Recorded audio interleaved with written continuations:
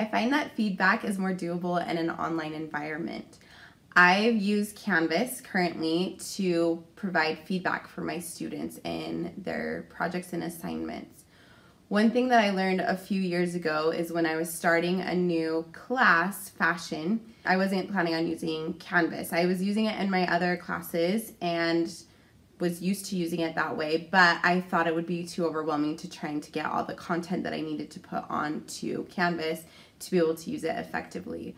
But as I was battling between not having that capability of giving feedback to my students, I learned that I needed to have some way to provide a better method to give them feedback. In my classes, especially my 9th grade classes, they have performance objectives that they have to meet. And with that, they have to master it with 80% proficiency so that I can check them off, and hopefully by checking off all those performance objectives, they can get a certificate at the end of the course.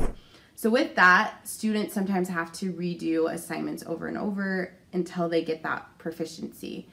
Before, if I just give them a bad score and didn't provide that feedback, they didn't necessarily know what was wrong unless they came to me and asked me, and then I could explain. But sometimes they didn't feel comfortable coming up to me, or the timing in class wasn't practical for them to come. So in Canvas, I found that it was very helpful because I would get their assignments and I could provide feedback right away in the comment section or through rubric grading, and I could give it either through a video or just getting the score, having my rubric be very specific as to what they needed to achieve to get that mastery level.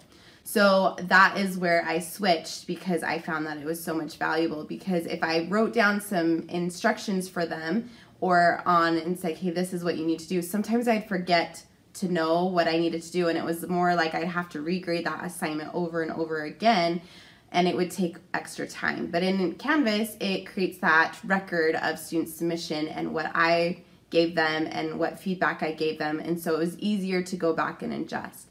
The other thing that I find really helpful is that I'm able to use either an iPad or even my phone, and when I have rubrics grading, I can just sit there and easily, quickly put it in, like just touch through the numbers that they get.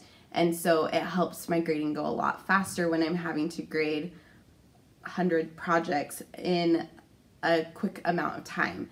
And so that is one reason also why I have found it helpful. As far as positive and negative feedback, I try to give both in their feedback. Even just starting early on in the class, they do a get to know you assignment that they submit, and I try to respond to things to build that relationship, that I actually do look at their assignments and that I'm learning about them and am interested in something. And so I try and give them, even though it takes more time, I try to give that feedback early on in the class. One, so that it lets them know that I am looking at their assignments, and two, so that they know how to view my feedback, because sometimes I think that that's a problem too, is that they don't know where to look to see that I do provide that feedback so that they can know how to improve their grade.